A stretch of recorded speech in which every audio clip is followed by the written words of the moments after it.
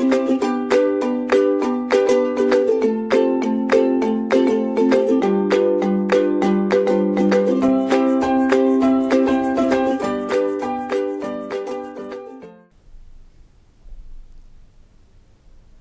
students to my class of Managerial Economics. In this lecture, we would be talking about the demand forecasting. Demand forecasting, as we know, it is a method of forecasting the future demand of a product. Before discussing, we should know what is the significance of going through the demand forecasting. Demand is the mother of production. Before starting the production, we should be aware of how much to produce, and that how much to produce depends on how much is the demand. So, this is the preliminary step for any company, that it should forecast the demand of the product, because the production and the other decisions are based on the demand forecasting. So, that is why it is really very important to forecast the demand for any marketer, any producer, whether it is producing for large scale or for small scale. But yes, it is more important for a producer who is going to produce on a large scale, because in case of failure, in case of uncertainty, the losses would be very high. So, he should be using the techniques of demand forecasting, and he should be able to apply those techniques. So, let us start the demand forecasting. The demand forecasting is the estimation of future demand of a product in quantity or in rupees under some required set of circumstances for a duration, for a period of time. So, it is estimating the sales in maybe in rupees or dollars or in units for a specified period of time. It is a scientific and analytical estimation, scientific and the analytical estimation of demand, where we analyze the demand under some probable set of circumstances. Here we want to know that how much a product is needed, how much, what is the quantity of a product which is needed, and when it is needed. It means when and where, the market, in which market, in North India, in South India, in Ghaziabad, in Meerut, or in Delhi, or in international market, at what time period, during 6 months, during a year. So, what is the time frame? So, which these things are equally important, that we should calculate the demand for a time period, that when the demand would be there. Here we will be estimating the level of demand, the extent, the magnitude, and the responsiveness of demand. So, all these things also comes under demand forecasting.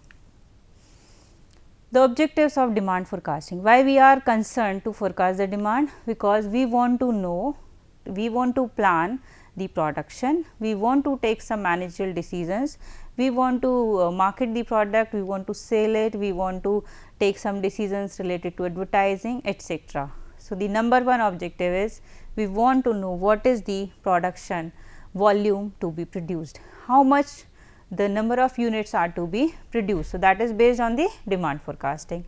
Then for producing that lot, that quantity, we need to have a supply of raw material. So, what should be the optimum raw material which should be purchased? We have to frame a purchasing policy. So, again it is based on the demand forecasting. Then we want to have labor to produce that output, and how much labor would be required? Do we have the sufficient labor or we need to hire it? So, that decision is again based on the demand forecasting. What are the financial requirements? Do we have the machinery, the plant? Do we have the enough money, the working capital, or the long term finance? Do we have it, or we need to borrow it? And if we need to borrow it, then what would be the sources of financing? So, that has to be analyzed, and again that is based on the demand forecasting, because if we are taking these decisions and there is no demand of our product, or the demand is not that which we are expecting, so all the decisions would go faulty and there would be losses for the firm. We want to know that how much we should spend on the advertising, on the promotional activities. We have promotional activities, for example, advertising, we want to expand our money on sales promotional activities. So, these are based on the demand forecasting. For example, if we have forecasted the demand and we know the demand is not that which we were expecting and which was target, the goal of the objective of the organization, then we can think about like how we can raise the demand. We can be using the advertising strategies, and then we have to allocate the money on the advertising strategy according to the level of demand which we want to create in the market, because advertising is a strategy which is good for increasing the demand of the product. Then coming to the types of demand forecasting. When we are going to forecast the demand, there are different levels, different types of demand forecasting, or we can say there are different scope of this demand forecasting. So, on the basis of level, at what level we are going to forecast the demand? So, it is of three types. Micro level, where we are interested in knowing the demand for a company's product, for a particular company's product, that is called as micro level. When we want to estimate the demand of a generic product for an industry as a whole, for example, for taking the government policies, the government is interested in knowing how much there would be demand of automobiles. What is the demand of automobile sector in country? Then it is at the industry level. If we are interested in knowing the general trend of the economic indicators, like what would be the national income, so we want to forecast the economic variables, then we will say it is at the economy level. So, there are three levels. On the basis of the time period, what time period we have considered for forecasting the demand? Suppose we are interested in knowing the demand for a shorter period of time, like I want to know what would be the demand of my product on New Year. So, then we will be using the techniques which are good for short term forecasting. If we want to know, like we want to allocate our money for establishing new plant, then this type of decision would be based on long term demand forecasting. So, here the time frame is greater than a year. So, for long term, for short term and for long term, these are two types of demand forecasting on the basis of the time period. So, accordingly the technique would be changed as the level, as the time for forecasting is changing. Then the steps of demand forecasting. How do we forecast the demand? So, number one is identify the objective. What is the purpose? Why I am going to forecast? What is the purpose? What is the level at which I am going to forecast? What is the time frame for which I want to forecast the demand? So, these are the objectives. One should be aware, like why we are going to forecast the demand, what is the objective, what is the purpose, what is the time frame. Then accordingly they have to select the technique. So, selecting the technique means we have to analyze what are the factors affecting the demand of my product. What are the different factors? The factors may be, there may be macroeconomic variables, there may be microeconomic variables, they are affecting the demand of the product. For example, in case of consumer durables, income is the most important factor which is affecting the demand. Then how the income is being affected? Income is affected by the economic policies of the government. It means we have to choose a method of demand forecasting where we can analyze the change in the income of the consumer. So, accordingly we need to select the techniques. So, there are different techniques, we have to find out which one is suitable for my purpose, level and time frame. Accordingly I should select the technique. Then accordingly what technique I have taken, accordingly I have to take the data. If it is a qualitative method, we have to take the primary data. If it is a quantitative one, then we have to take the secondary data, and accordingly we will collect it, we will analyze it by using the tools of statistics and the economics. Then we would interpret it, and then it is a kind of feedback, like whether the purpose for which we have initially forecasted the demand, whether it is the demand forecasting is fit for the purpose or not. If it is fit, it means now the demand forecasting is completed, otherwise we have to modify something, we have to change something, maybe the technique, maybe the data collection, and then we have to again take these steps. So, this is how we can forecast the demand of our product. There are different techniques of demand forecasting. So, basically there are two techniques. We will be discussing the basic two techniques of demand forecasting. Number one is called as the subjective or the qualitative method of demand forecasting. What is it? As the name suggests, quality. So, it means there the data on which demand is forecasted, it is not measurable in numbers or in absolute numbers.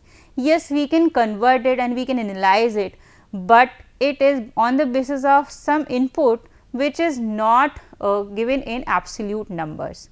For example, demand is estimated on the basis of opinions, feelings and judgments of people.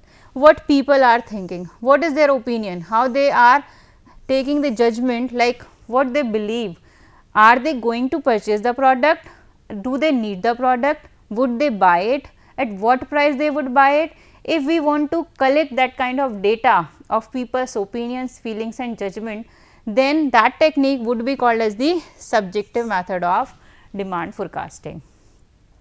So, since we are taking the opinions, feelings and judgments of people, so in that case it would be very time consuming and costly. So, it becomes the drawback of this method. But when we do not have any historical data, we can only rely on people's opinions, feelings and judgment. So, that is the advantage of this method. The quantitative methods. The second type of demand forecasting technique is the quantitative method. Quantitative method, as the name suggests, based on quantities. It means the input on which we are forecasting the demand, it is something which is measurable, which can be given in absolute term. It means it is based on statistical methods of analysis. It is based on the scientific and statistical methods of analysis. So, here we would be applying the statistical methods. So, when we say statistical methods are always more reliable, they always give accurate results because they are not subjective, they are scientific. So, this is the advantage of using the statistical method, but yes, if we do not have the historical data, then it is not possible to use this method. So, what is the drawback of quantitative method? That it is based on historical data. Here the input is historical data, and for a new product we do not have the historical data, then we can use the subjective method. So, it is more reliable, as I have said, it is scientific method, it is more reliable and scientific and accurate, and it is economical as well because it is less time consuming and it is cheaper. So, this is the advantage of the quantitative method. Now, if I ask you what is the drawback? Drawback is that it cannot be used for a product for which we do not have any historical data. So, this is how we can choose any of the methods on the basis of the purpose. What is the purpose? Do we want to forecast the demand for short term or long term? Subjective methods are used for short term forecasting. They are used for the short term forecasting, and quantitative methods are used for forecasting for long term. Generally, it is used for long term. It is good for long term forecasting. So, when our purpose is to forecast the demand for short term, so we may use this technique, and we can also use some of the methods of quantitative technique. When our objective is like we want, like our product is new and it is not having any historical data, we will choose this method because there we can take the opinion of people.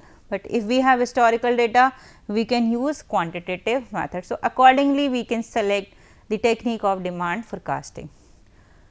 Now, coming to the qualitative techniques of demand forecasting or talking about specific methods of qualitative techniques.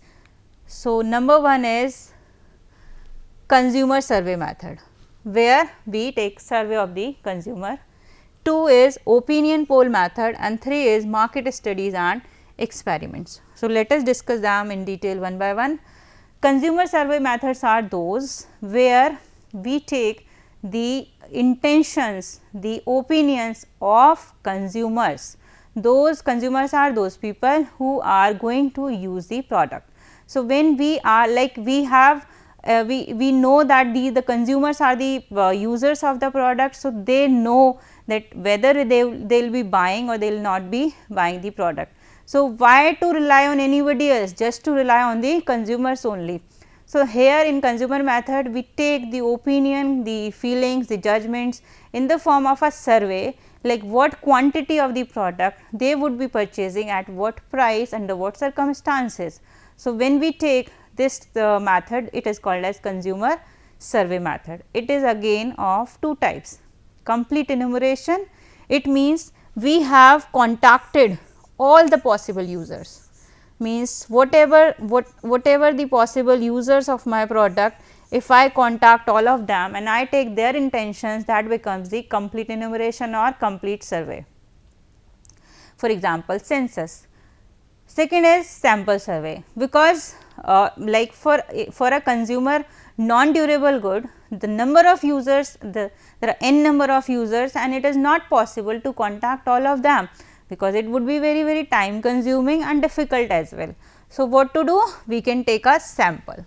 Sample means the representatives of the population which can give their opinion for the purchase of the product. So, here we only take the intentions of a sample, we contact a selected respondents to answer the questionnaire, and then we generalize those conclusion to the whole population. Then second method is opinion poll method. Here we take the opinion of not the consumers, of anybody else who has the knowledge of the market.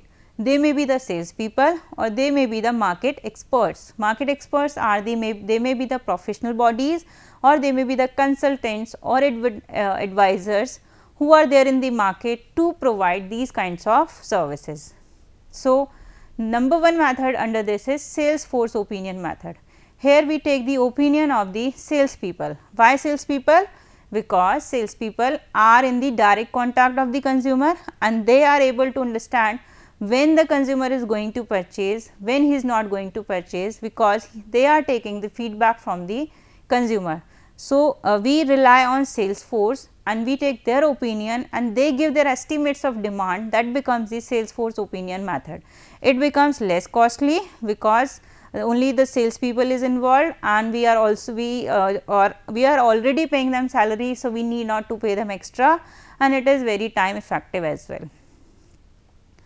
Then second method is expert opinion method. Sometimes salespeople are very biased.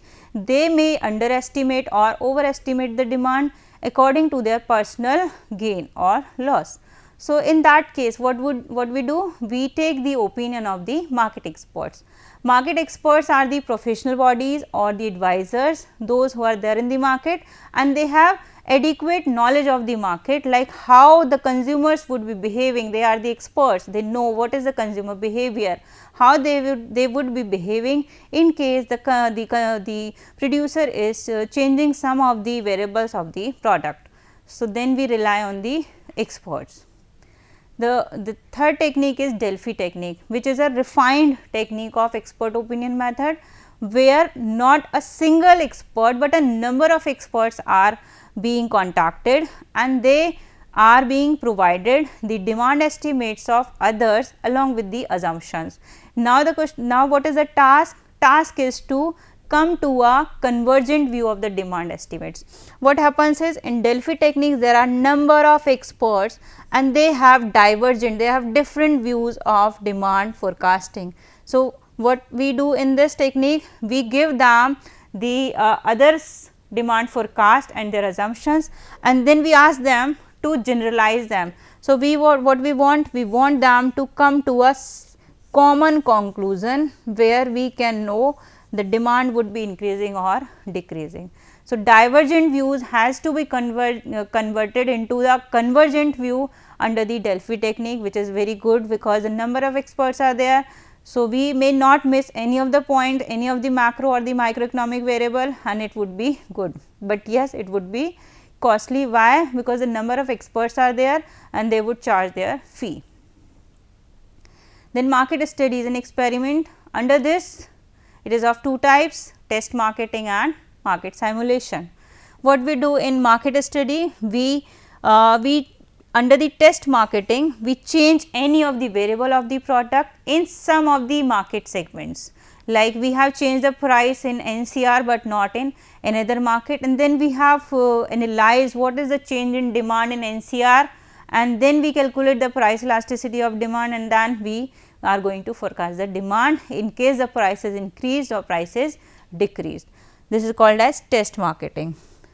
Then market simulation, in it is kind of experiment where we create a simulated environment of market. The consumers are selected and they are sent to a simulated environment which is similar to market, and they are displayed a number of products. They are being provided sum of money as well to purchase some goods and services. So, here we are analyzing the behavior, the change in their behavior, how they are going to frame their purchasing policy, what product they are going to purchase, what they are leaving and why they are leaving, why they are purchasing. So, if we are analyzing their behavior in some simulated environment kind of experiment, it becomes market simulation, otherwise it is called as test marketing. So, these two techniques becomes costly and they can have long term impact on the demand, that becomes the drawback. These techniques they just use for short term demand forecasting. So, then how to forecast the demand for long term? We use the another method, that is the quantitative method. Under the quantitative method, we take the input as the historical data of the demand or the sales. So, number one technique is the trend projection method, where we analyze the trend, the historical trend, and then we forecast the future trend of the sales or the demand for a particular product. So, what are the methods?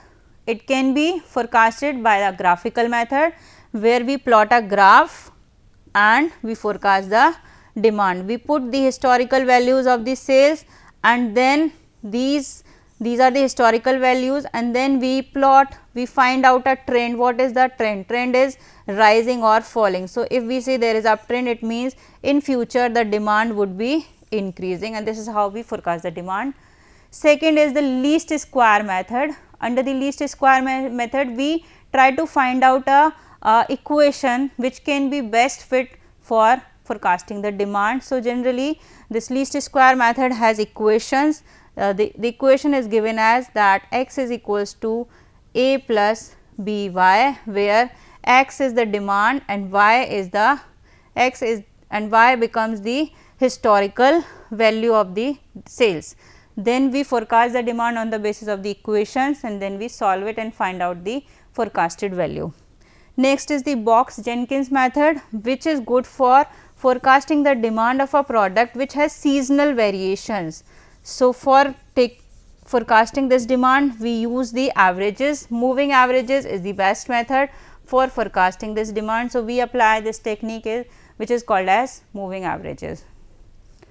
Next method is barometric. Barometer is a kind of indicator which we use to forecast the weather condition, the atmospheric pressure.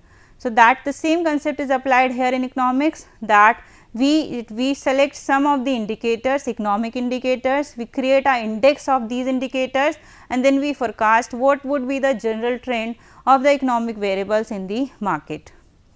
So, we have three kinds of indicators: leading, those variables which move ahead of others. For example, Sensex moves ahead than the other economic variables. Lagging, which is a laggard, which moves behind others. Coincidental is that indicator which is moving along with other variables. So, the leading indicators are the variables they are moving ahead. So, we identify what is the leading indicator for my product's demand, and then we analyze that how the leading indicator is behaving, then how the demand would also be behaving. So, this is how we apply the concept of barometric method. Then the last one is the econometric method. Econometric method is the use of statistics and economics with each other. We apply the statistical tools plus economic theories to forecast the demand. So, this is of two types by regression method. Under the regression method, the regression method is based on the relationship between two variables, where one becomes the dependent and second becomes the independent variable, and it is given in the form of equation. These if there are two variables, we will say it is bivariate. If there are more than two variables, we will say it is multivariate. For example, this is the equation given here: y is the demand and x is the factor on which demand is based. For example, x is price. So, this is our equation, and when we solve this equation, we find out the value of a and b, and we put the future value of x, and then we can forecast the future value of y. So, this is how we can forecast the demand by using the regression method. Then simultaneous equation method. This is the simultaneous equation method means that here in this equation we have only analyzed the relationship, what is the impact of independent variable on the dependent variable. But in reality what happens, that independent variable also affects the independent variable. It means there is two-way impact, not a single way impact. So, we have to take number of equations, not a single equation to analyze the impact. We take a number of equations, and these equations are developed simultaneously, that is why the name is, and there are different kind of variables in this. One is endogenous variable, those which are within the model, which are called as the controlled variables, and there are variables which are outside the model and which are called as uncontrollable. So, we take these variables and then we analyze what are their impact on each other in the form of equations, and then we solve the equation with the help of regression models. Then we say it is simultaneous equation model. For example, it is used in forecasting the national income. The simultaneous equation method is being used.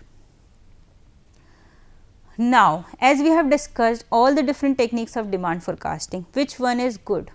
What is the criteria?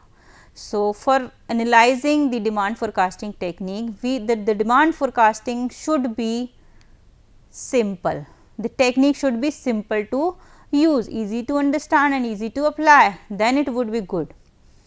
It should be easy to use, then it means that we are able to apply it and it is clearly identifiable what are the particular steps. It should be durable. What is the meaning of durable here? It means that the results of the demand forecasting, they should be valid for a longer period of time.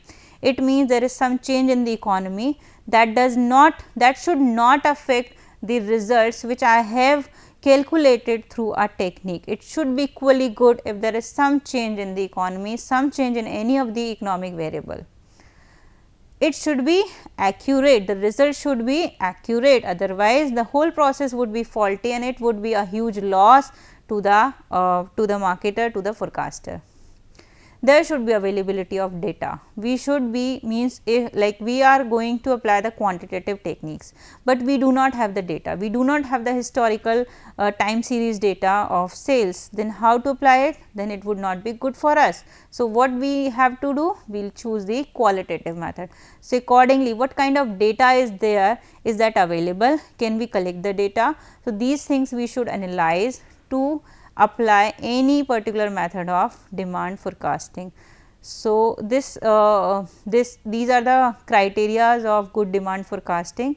So, like what we have discussed in this slide, we have talked about the demand forecasting, what is the significance, what are the objectives. We have talked about the different types of demand forecasting, and we have also discussed about the different techniques of demand forecasting. There are two techniques, qualitative and quantitative techniques of demand forecasting. So, if I ask you what is the difference, now I am sure you are able to understand the differences between two techniques of demand forecasting, qualitative and quantitative. So, qualitative is used for short term and quantitative is used for long term. Qualitative is costly, quantitative is cheaper. Qualitative is time consuming, quantitative is time effective. Qualitative needs the people who can collect the data, who can conduct the surveys and interviews, and quantitative needs those experts who are able to apply the statistical techniques. Qualitative technique would be good for forecasting the demand of a new product, and quantitative technique would be good for forecasting the demand of an existing product. So, accordingly means on analyzing the pros and cons of both the techniques, we should be able to use the particular method of demand forecasting. It should be economical, it means it should be cost effective. So, I hope that the demand forecasting concept was clearly understandable. With these words, I am going to sign off. Thank you and be safe, be happy.